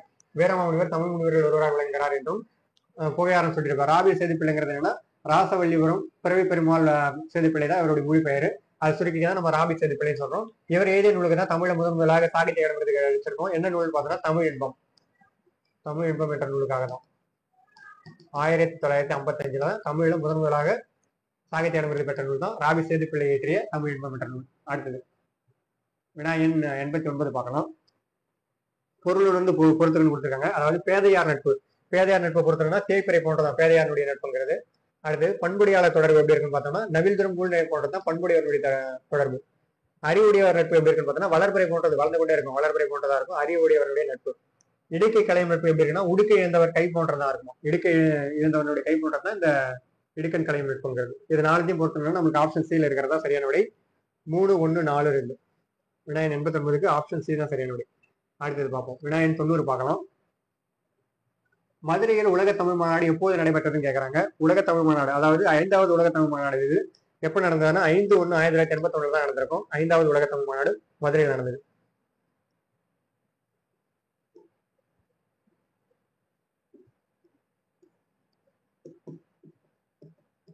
தலைமை தாங்கினவர் முன்னாள் முதலமைச்சர் எம் ஜி ராமச்சந்திரன் அவரால் தலைமை தாங்கப்பட்டதுதான் 5/1/1981 நடைபெற்ற உலக தமிழ் மாநாடு. இதுக்கப்புறம் தான் தஞ்சை தமிழ் பல்கலைக்கழகம் தொடங்கியிருப்பாங்க. இந்த உலக தமிழ் மாநாடு முடிந்த பிறகு சரியான விடை என்னன்னா வினாயன் 90க்கு ஆப்ஷன் சி தான்.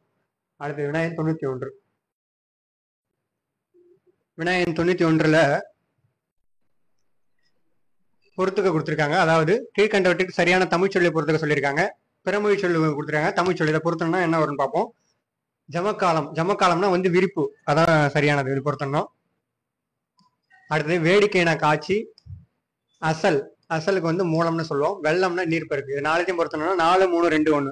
ஆப்ஷன் டியில் இருக்கிறதா சரியான விடை வினாயன் 91. அடுத்தது வினாயன் 92 பார்க்கலாம். கம்பர் பிறந்த ஊர் டேஷ்னு கேட்டிருக்காங்க. கம்பர் எங்க பிறந்தார்னா தேரெழுந்தூரில் பிறந்தார். கம்பர் பிறந்த ஊர் தேரெழுந்தூர். திருவைகுண்டத்துல யார் பிறந்திருப்பார்னா குமரகுருபரர். ஸ்ரீவைகுண்டம்னு சொல்லுவோம். திருவைகுண்டம் 2 ஒன்று தான். தீபங்குடியில் யார் பிறந்தார்னா ஜெயங்கொண்டார். கலிங்கத்து பரணியுடைய ஆசிரியரான ஜெயங்கொண்டார் பிறந்த ஊர் தான் தீபங்குடி. தாராசுரம் என்ற இடத்துல கும்பகோணம் அருகே இருக்கக்கூடிய தான் தாராசுரம் என்ற ஊர். இங்கதான் தாராசுரம் ஐராதீஸ்வரன் கோயில் கட்டப்பட்டிருக்கு. 2ஆம் ராஜராஜனால் கட்டப்பட்ட ஐராதீஸ்வரம் கோயில்கள் எங்க இருக்குன்னா தாராசுரத்தில் தான் இருக்கு. அடுத்தது வினாயன் 93 பார்க்கலாம். கீழ்கண்டவற்றில் வினையச்ச தொடர் எது என கண்டறிந்து கொடுத்துருக்காங்க. இதுல வினையச்ச தொடர் எதுன்னு பார்த்தோம்னா ஆப்ஷன் சியில் இருக்கிறது தான் வினையச்ச தொடர். வந்து போனானுங்கிறதா வினையச்ச தொடர். இந்த விழுந்த மரம் பெயரச்ச தொடரா இருக்கு. கண்டேன் சிதையை வினைமுற்று தொடரா இருக்கு. கதிரவாங்கிறது விழித்தொடரா இருக்கு. அடுத்தது வினாயன் 94 பார்க்கலாம். காந்தியடிகளால் தத்தெடுக்கப்பட்ட மகள் என்று செல்லமாக அழைக்கப்பட்டவர் யாருன்னு கேட்கறாங்க. காந்தியடிகளால் தத்தெடுக்கப்பட்ட மகள் யாருன்னு அம்புஜத்தம்மாள் தான் காந்தியடிகளால் தத்தெடுக்கப்பட்ட மகள். ஆப்ஷன் சியில் இருக்கிறதா சரியான விடை. வினாயன் 95 பார்க்கலாம். வளவன் ஏவா வான ஊர்தி என்னும் இவ்வடி இடம்பெற்ற நூல் எதுன்னு கேட்டிருக்காங்க. வளவன் ஏவா வான ஊர்திங்கிறது புறநானூறு இடம்பெற்றக்கூடிய வரி தான். வளவன் ஏவா வான ஊர்திங்கிறது எதை குறிக்கணும், ஆளில்லா விமானத்தை தான் குறிக்கிறது. ஆளில்லா விமானத்தை தான் ஒரு காலத்தில் பயன்படுத்தியதாக குறிப்பிடுறாங்க புறநானூறு நூல்ல. வினாயன் 95க்கு ஆப்ஷன் பி தான் நமக்கு சரியான விடை. அடுத்தது 96 பார்க்கலாம். கம்பர் ராமாயணத்தை அரங்கேற்றிய இடம் எங்கன்னு கேட்டிருக்காங்க. கம்பர் தாம் ஏற்றிய ராமாயணத்துக்கு இட்ட பேர் வந்து ராமாவதாரம் பேர் வச்சிருப்பாரு. எங்க அரங்கேற்றம் செஞ்சிருப்பாருன்னா திருவரங்கம் கோயில தான். திருவரங்கம் கோயில தான் ஒரு அரங்கேற்றம் செஞ்சிருப்பாரு கம்பராமாயணத்தை. சிதம்பரம் தில்லை நடராஜர் கோயில் அரங்கேற்றம் செய்யப்பட்டதான் பெரிய புராணம். திருப்பெருந்துறையில அரங்கேற்றம் செய்யப்பட்டதான் சிவபுராணம். சிவபுராணம் மாணிக்கவாசகரால் அரங்கேற்றம் செஞ்ச எழுதப்பட்டது வந்து திருப்பெருந்துறை தான், ஆவுடையார் கோவில். சிதம்பரம் வந்து பெரிய புராணம்.